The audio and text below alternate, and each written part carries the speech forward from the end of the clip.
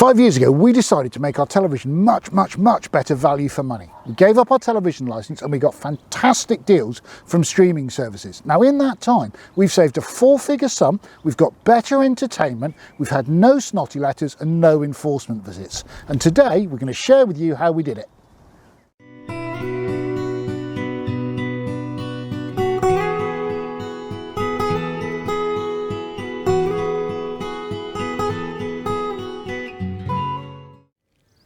Welcome to English Country Life. My name's Fiona, and together with my lovely husband Hugh, we run a small holding homestead here in Lincolnshire in the UK. And yes, I've still got the broken leg, but next time you see me, the red cast is going to be gone, and hopefully I'm going to be in one of those supportive moon boots. Anyway, back to the subject in hand. We live here in the UK, and in the UK, if you watch live television or if you use the BBC catch-up service, you have to have something called a TV licence, and it's actually quite expensive. Now, what we found was that we weren't watching live television and we weren't using the catch-up service really minimally. We were watching a little bit, but not a great deal. And the stuff we were watching was going to turn up on Netflix in 6 months to 12 months later anyway, and that didn't bother us.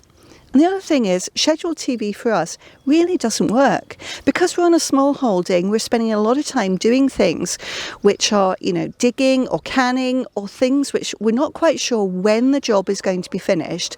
So actually having to sit down at 7 p.m, 8 p.m, 9 p.m. to watch a scheduled programme just does not work for us. So everything we were watching was on catch-up.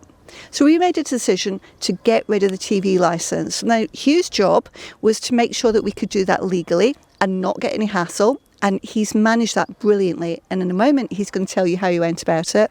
But my job was to have a look at the streaming services and get the best possible deals.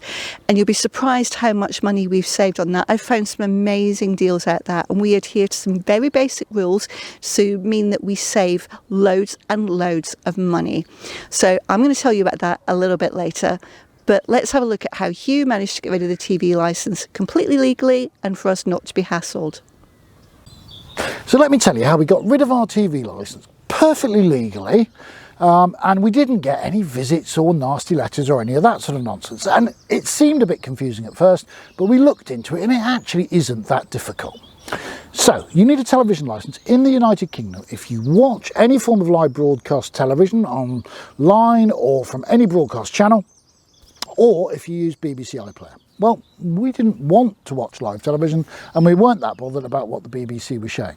So what did we do? Well, the first thing is we made sure that the televisions that we own were no way capable of receiving live broadcasts. In order to do that, we unplugged the television from the wall. We even removed and got rid of the aerial. And then we ran the tuning setup on every television again, so it searched for any live channels it could see because it's not connected to an aerial, it couldn't find any, and it basically wipes out the memory of all live channels. So if anybody looks at that television, it's immediately obvious it can't receive live broadcasts. We also then went through and deinstalled BBC iPlayer from all our devices, so nobody could think we were using BBC iPlayer, so that made us compliant.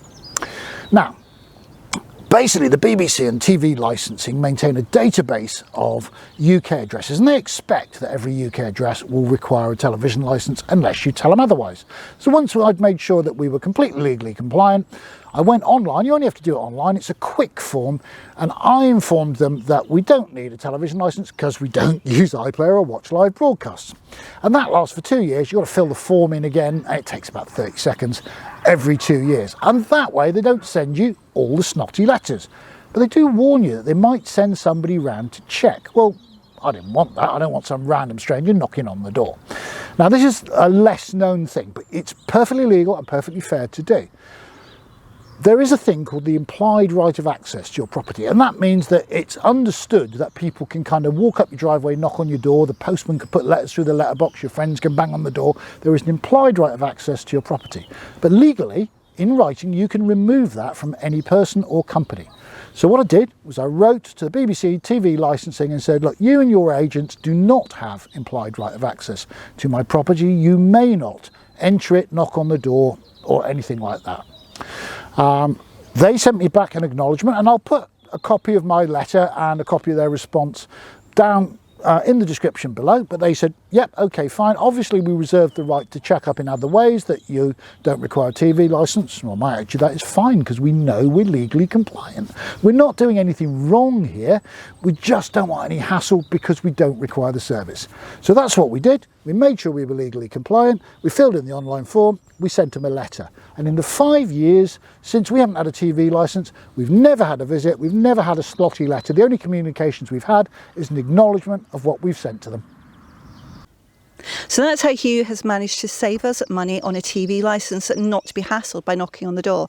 And my job is to find the best possible deals on the streaming services, and I've saved us loads and loads of money. Now, what I noticed was that actually there were very few things which we were interested in watching. We wanted the high quality programmes. And the best way for us to go about watching them was to chop and change. Now, that might present some problems for some people because there's a bit of a fear factor that when you cancel a streaming service, you're going to miss out on the next series, which you really want to come watch when it comes out. But the thing is, if you cancel and then come back on a deal, it's still going to be available. You can watch it all. And all these streaming services now, they've started for their best programmes to launch one programme per week. So you're still basically dictated to when you're going to watch it until all of the episodes are screened. So what we do is we never ever take a subscription. If there's a particular series that we're taking the subscription to watch, we never take it until every episode is actually on screen. And then we've got the choice to watch it, binge watch it in 1 week, or take our time watching it, but the choice is ours. So let me tell you about some of the deals that we've actually got. I'm going to start with Prime because we watch the least amount of stuff on Prime. But we use all of the other services because we live rurally. We get the parcel service, absolutely wonderful, and we save loads of money on subscribe and save. And video is an add-on, so we've always got that. Paramount is a channel which we're really interested in for a series called Yellowstone and all the franchises that go with it. So we will look for deals associated with that. Now on Prime recently, we got 7 days free, and then we paid a small amount for 1 month. I think we paid half price. We got that on Prime. We could do it on one of the other streaming services. I think it's available on Apple TV as a streaming service as well. So you can chop and change because there will be another deal there. Now let's talk about Apple TV. We got it free for 4 months. I bought an annual antivirus subscription, and it cost less than 4 months on Apple TV at full price. But yet they still gave it free to me for 4 months. And there are some free deals on some of the apps that are loaded onto smart TV. So just have a check when you load the app whether there's a free deal. And that applies to Disney Plus too, because Disney Plus, initially when we got it free through one of our smart TVs. And then I discovered that I could cash in Tesco Club Card points. Tesco is a large supermarket here in the UK, and the Club Card is a loyalty scheme. And there's nothing else that they offer to cash these points in on that we're interested in. So we've now had 15 months so far of Disney Plus completely free, never cancelled it, and some really interesting stuff on there. Netflix, we chop and change. Now, we don't get deals on Netflix. They don't seem to offer them. But what they do now is a new service where you can legally do a password share with one other person. And it costs just a little bit more than the standard subscription. But if you split the cost 50-50, that reduces your outlay. It's a really good way of going about things so 2 households can split the cost. And I think that's all the streaming services that we go about. But if we stick to those basic rules, that we wait until the programmes which we're interested in, all the episodes are streamed, and we basically chop and change, so we don't stay with one streaming service constantly all the time unless there's a deal involved, it really works for us, and we've saved an immense amount of money. That's our approach to how we watch television. And I've got to say, I love it. I love the fact with streaming services, we can watch it whenever it's convenient, we can stop it, we can start it, and we get some incredible shows that aren't available on broadcast television. Things like Yellowstone, things like Ted Lasso, if you haven't seen it. There are some superbly acted, big budget productions out there, but you've got to be on the streaming services to watch them. And we are, and thanks to Fiona and her financial acumen, it costs us less than a TV licence. If you've enjoyed today's video, can you spare us 5 seconds and give us a thumbs up down below?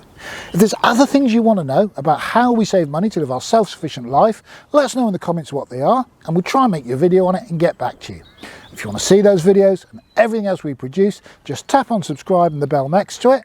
Totally free service, but you get told every time we upload new content. For today, thanks for joining us. Come back and see us soon. Take care.